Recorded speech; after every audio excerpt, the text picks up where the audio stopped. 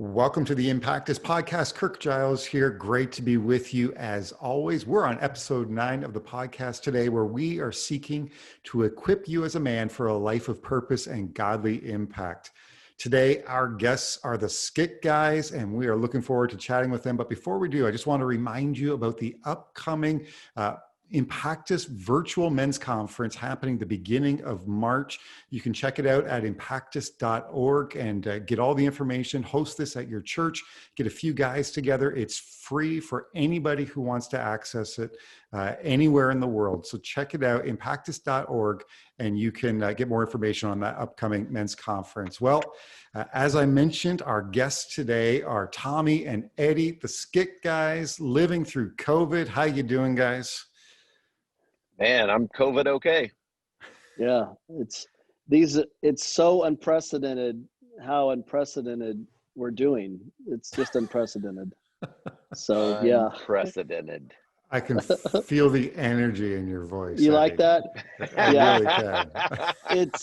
It's unprecedented how many times we've said unprecedented. So, but it's been good. It's been very, very good. And now, So, before yeah. we started this recording, Tommy, you had like your own personal stash of face masks hanging out there. You're showing it off. Yeah. And like, I know I saw that and I thought like, you do have one for every outfit that is the camouflage one for anybody else in your family to wear? Christmas. This is when I go hunting. Okay, So, Oh, I buddy. don't want the animals to get COVID. This is for when I go hunting in the desert. I'm really set. Green. This is for my dress khakis. Yeah. Nice. Buddy, you kind of have the Mojave Palette going. You really do. It's kind of there's very browns camo and one. greens. Yeah. I can just, if we're worried, I'll wear it for the rest of the. Well, I am a little worried about whether or not we're keeping our distance, so maybe you should. Yes. Yeah, that's right. Yeah, I'm good. Hey guys, when you look back on 2020, one of the things I've noticed is everybody I know has a but COVID story. Like, life was going according to plan in 2020 and then but COVID, and everything changed after that, where life just got interrupted in some type of way. So I'm curious, just what's your but COVID story where everything just changed for you? Eddy, let's start with you. Well, if I was a junior high kid, that would be a funny phrase. But since I'm not, it's still a funny phrase. It's still a funny phrase. That's a tough question. I think more than anything, do you know anything about the Enneagram and all the numbers and stuff like that? Have you looked at any of that kind of stuff? So I would be a 3, which would be the achiever, the goal setter, objectives. We go after things. We go up the mountain. We get what we need to get. And so every January, I really do. I sit and make a list of things, and whether the dreams, goals, objectives, things that worked, things that didn't work. And so I have a grease board right by my desk in my office, and it was the top 20 for 2020. I mean, I had 20 goals, family to ministry to personal to, all these things. And so that top 20 for 2020, I don't know if any of them have been crossed off. So I think that's been the toughest thing, is like it's still up in my office, the top 20 for 2020, and to go, wow, what a year. But COVID just knocked all of that to where you just have to live moment to moment, day to day, hour to hour sometimes, and just navigate these waters. And so that's been very interesting. It's allowed me to stop and be still a lot too. So I just want to say that the whole idea of a top 20 for 2020 is a really marketing friendly thing to do. And I really appreciate the thought that you would have put into coming up with the top 20 in 2020. So maybe you can add another one and it can be your top 21 for 2021. I will give it a shot. At least I will sure give it a shot. Here's the great thing. I can leave most of those on the board and just add one. Exactly. Yeah, but it needs to be a really good one, because you've had all year to come up with. one. Right. Right. Yeah.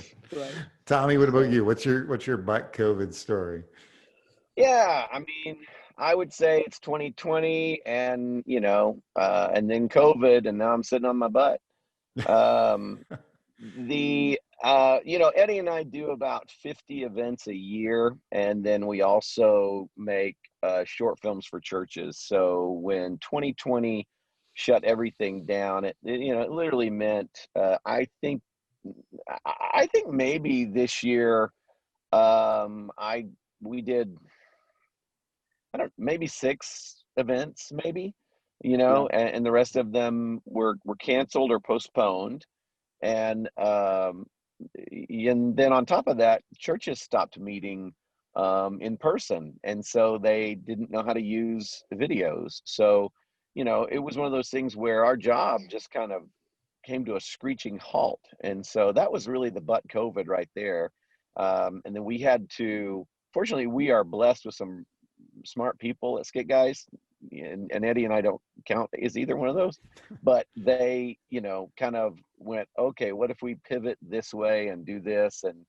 And so that's the butt COVID for us was, Hmm. everything that we do for our ministry has in the past really been tied into people gathering together, and gathering together stopped. Right. Yeah. So in the midst of that, when you think back to 2020 and how your kind of story changed or your plans got radically changed, are there some specific ways that you have seen God shaping your life over the past year during that time? Yeah, I'll jump in on that one. One of the side effects, the good side effects, is like I I find myself waking up in 2020 almost every day having to dig out of a hole. Like you just wake up and you go, dadgummit, it's still a pandemic. It's still ugh. And what that has done is it's really forced me to spend time with God. And so I would say one of the results of this year for me personally is just my time with the Lord has been really good. I mean, I get up, I feed the cat, I feed the dog, I make coffee, and I go sit down in a chair with the Word of God. And sometimes I guess if we can be honest, sometimes I read it and I go, okay, read it, I'm going to move on. And sometimes I read it and I'm incredibly inspired, but I think the consistency, because the rest of the world has kind of stopped, it's helped with my consistency in my daily time with the Lord. That's cool. Eddie, what about you? It would just, I think, spiritually speaking, probably for the first time in my existence, it's just when you are an achiever and goals and all of that stuff, and I can multitask. Like do you remember the movie Minority Report with Tom Yep. Cruise? Yep. And that screen, that he'd wobble and it would move. That's what my brain does. Like I just move things, and I can see it, and I can move it over here, and I can go over here, and like that's how I operate. That's what I love. And that screen has just been blank. Like and that's been okay. Like that's been a tough hurdle to get over. Because at first with COVID, it's like, well, this will be over in 2 months and we'll be back to normal. Okay, we got this. And then it happens and you're going, okay, but it's really been nice to just be, and not what is Eddie, does Eddie find his worth by doing things? Does Eddie find his worth by being something? Does Eddie find his worth in whatever we're getting to do? But it's just been, oh wait, at the end of the day, when it's all said and done, we exist to make God famous, be memories for our kids, and leave a good legacy that way, And so that I think that's been the beauty of butt COVID. Yeah, it's so true. And we can put butt COVID on a face mask. We should do Right, that. butt Oh, COVID. yes, but That's gonna be COVID. my book. It's gonna be my book, butt COVID. So one of the things that I think has been really hard for a lot of guys in the last year is just the ability to laugh, right? Like I think when you got all this kind of chaos going on around you. And I know a lot of guys struggling with depression and lots of other issues going on. So you guys are obviously, you're known for the ability to get people to laugh, and you bring biblical truth to the audience while you're doing that. But for you guys, when life is hard, when you go through a year like 2020, where do you get the ability to still laugh and, you know, crack a smile and enjoy a good joke? Because it seems like everything else is just kind of crummy all around you. So how do you do that? How do you find that space to be able to still to make a good laugh? That's a great question. I think when you find a dumpster fire, you get some marshmallows and you roast them. And 2020 has just been a dumpster fire. I'll say too, like, and I guess it's the beauty of Tommy and I, of our friendship is, I think for men, I think the laughter comes too when you can just like I could look at Tommy, like we don't have to say anything. I could just be like, and that's funny. Like, you know, and so there's, you know, there's a I think between men, which is so pivotal and so crucial that we have men that we can look at and just be like, boy, oh boy, you know. But I think out of that, there's humor. I think out of that, there's some great laughter. I think out of that, when we can commiserate and we can look at one another and in ways we are doing iron sharpen iron. We're sharpening each other because there's some encouragement in there along the way with that, through the laughter and even through the pain of going, okay, one more day, we've got this.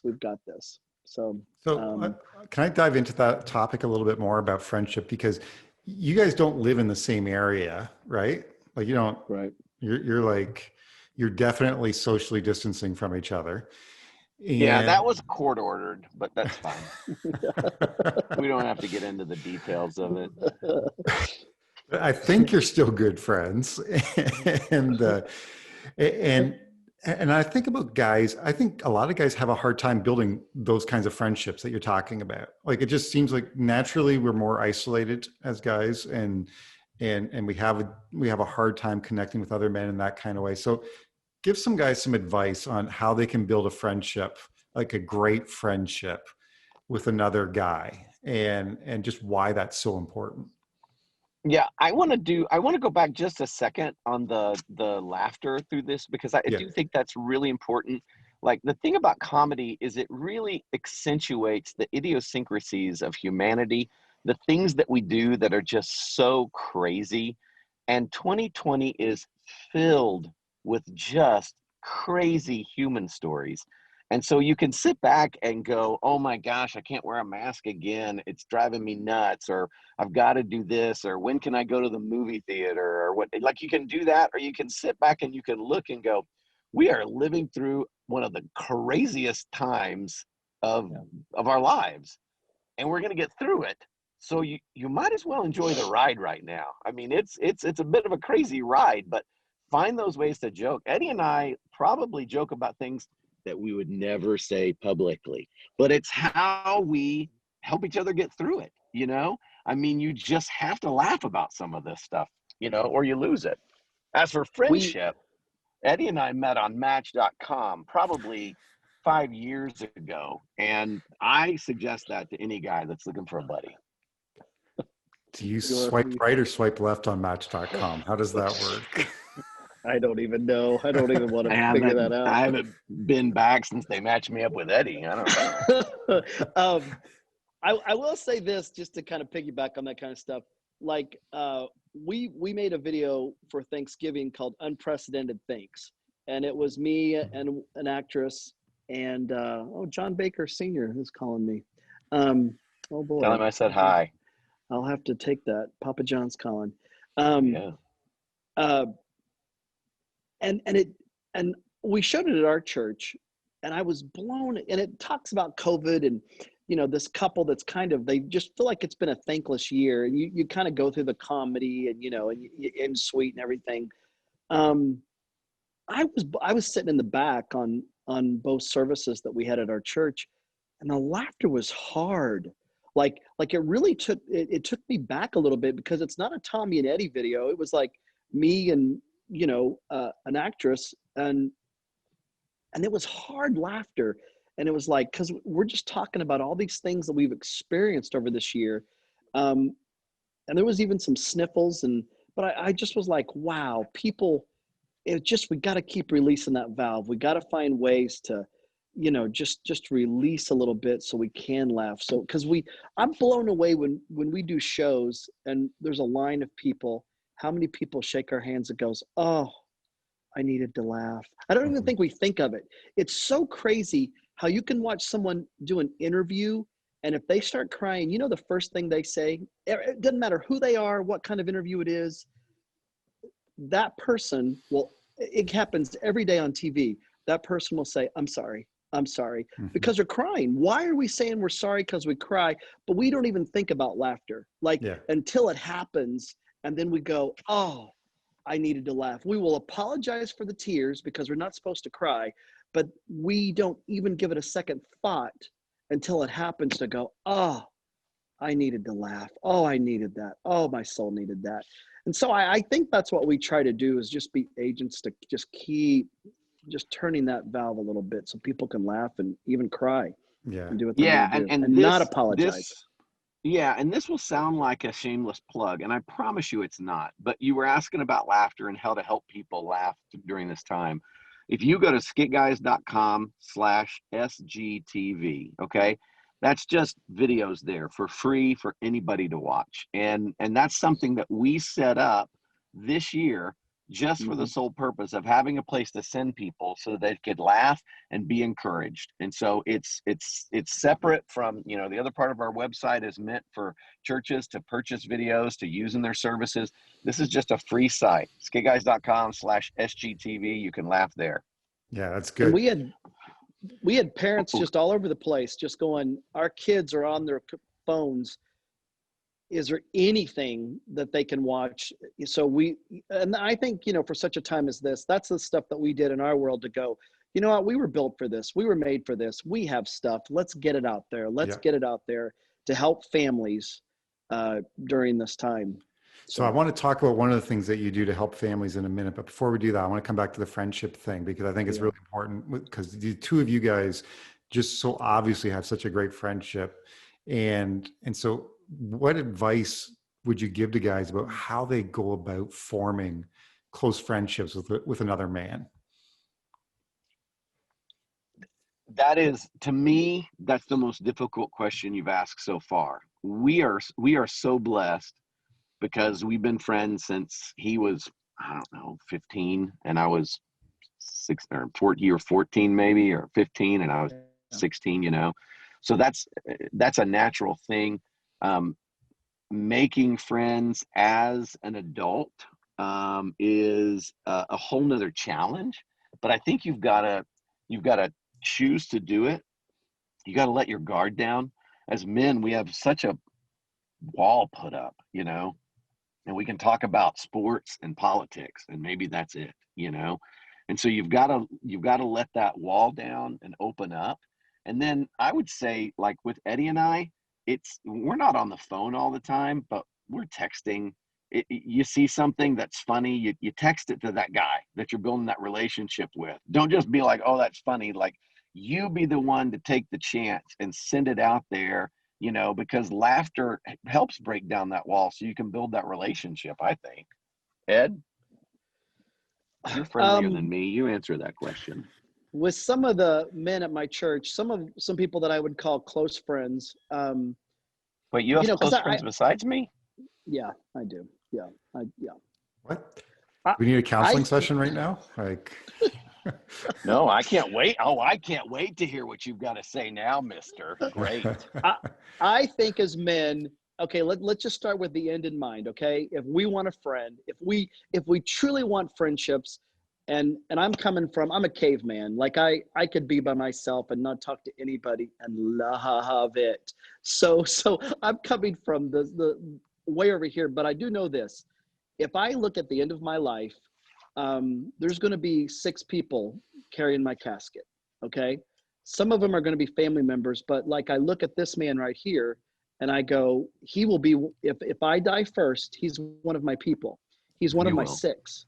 So, and so, and so I really, I think as men, we have to think that way, to go, at the end of all of this, who are those 6? Who are your super 6? They may not all be around that casket. Someone may be giving a story.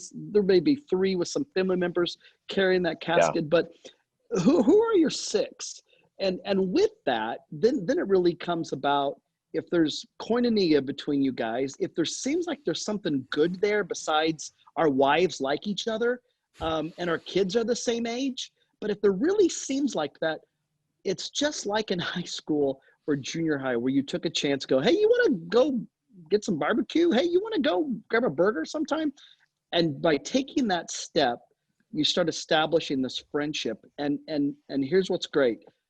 When it clicks and you see it, and it may take 2 or 3, hey, you want to go get a burger?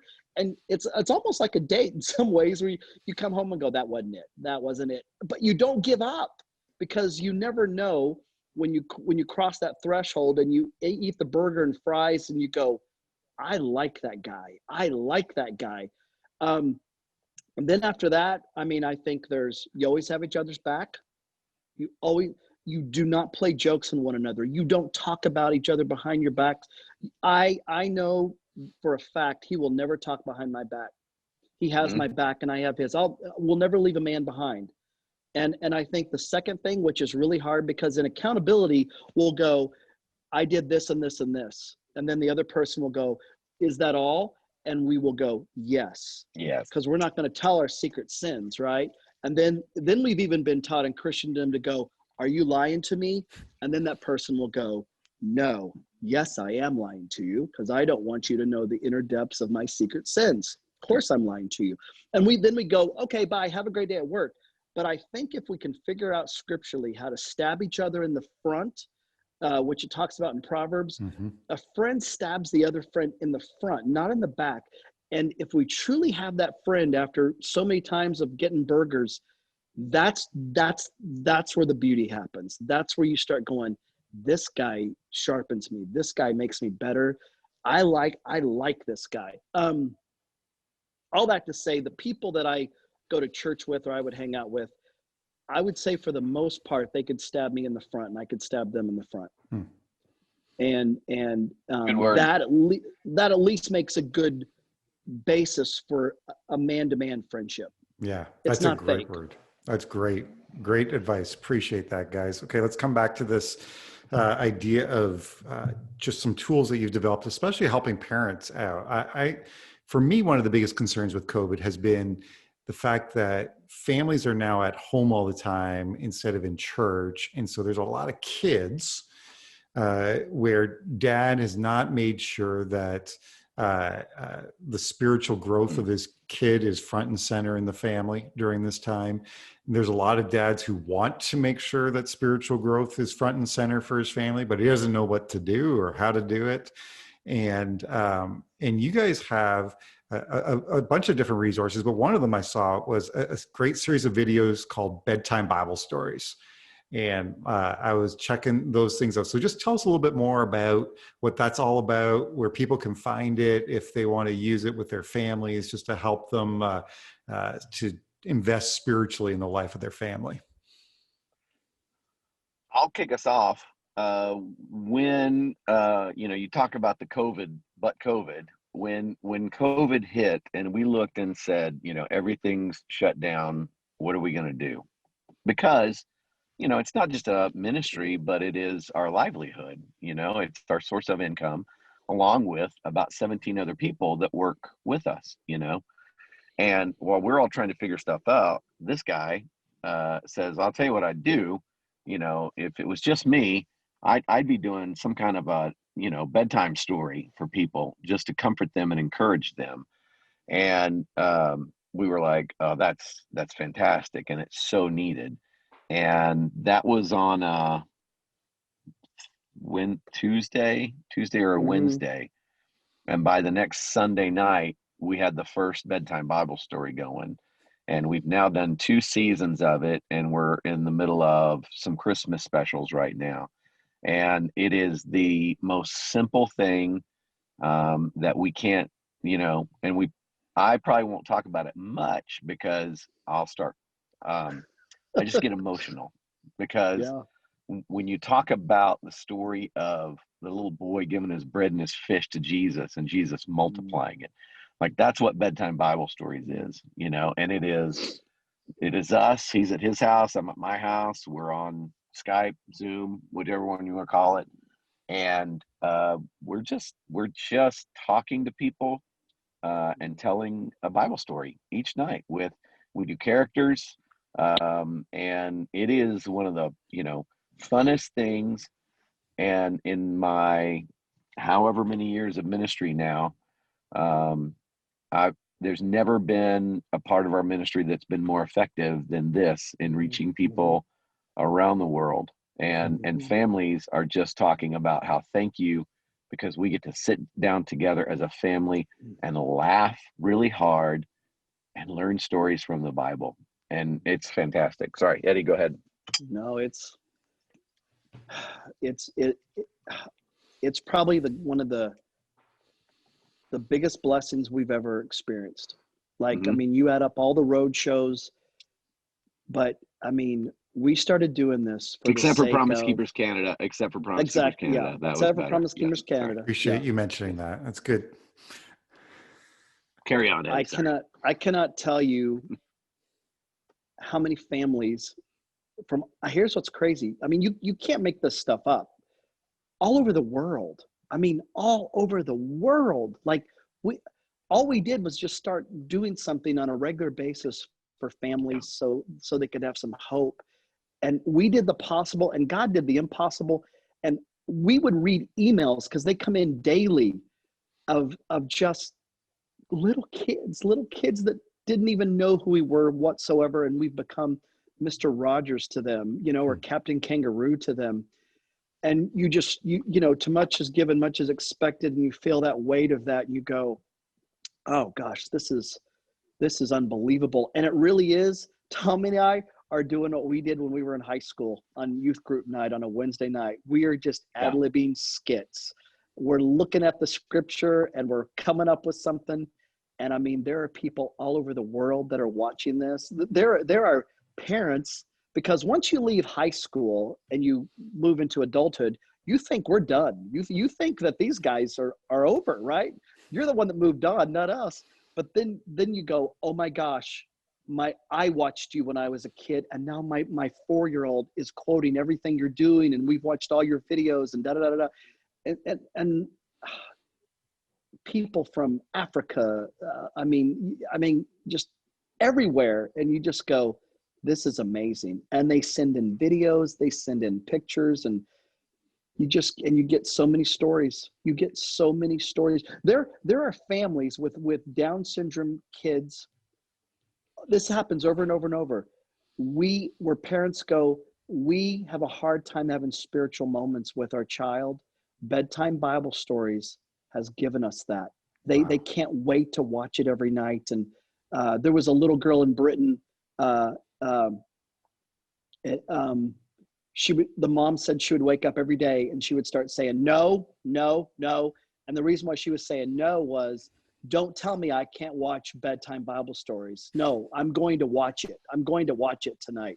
But I mean, we're just two fools and who said, yes, we'll do this. And that's amazing. It's turned into something really beautiful. That is so cool. I'm so happy for you guys. And if people want to check it out, just go to the website, skitguys.com. Yeah, if you go to skitguys.com/SGTV, there's actually a Bedtime Bible Stories section there along with the other videos. And then if you want to join us live, we will be on in December. It's Sunday nights at 7:30 Central Time. And that's on, we have a Facebook page, IGTV, YouTube, yeah, all those places.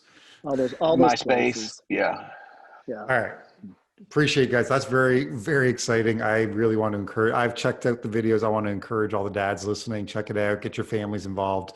I know that you will be blessed by these videos for your family. Final question for today. We're running out of time, but we're turning the page into a new year where hopefully COVID will be no more. And so here's my question for you. What is the worst New Year's resolution you've ever made? Oh, this is super easy for me. I don't make resolutions. So guess who's not disappointed this year? This guy. Guess who's got 20 things he hadn't done this year? That guy. The worst resolution? The worst resolution. 20 of them. All 20 of them from this year. Yeah, that would be. They're all on my board still. None of them crossed off. Yeah, that's a hard question because normally, I mean, I guess a resolution for me or an objective or a goal, usually there's something from within, so it doesn't turn out too badly. I will say I was surprised at my church last year because being at a church, it helps you make your videos. And I remember I was given announcements at church before the new year, before 2020 started. And I just asked the crowd, and I did it on a Saturday night. I said, hey, how many of you have already started writing your resolutions? And like no hand, and there's maybe 250 people in the room. And really maybe like 3 hands popped up. And I'm like, well, hey, let me ask this another way. How many of you write down your resolutions? And the 3 people, and I'm going, okay, put your hands down. How many of you people do not? All these hands went up.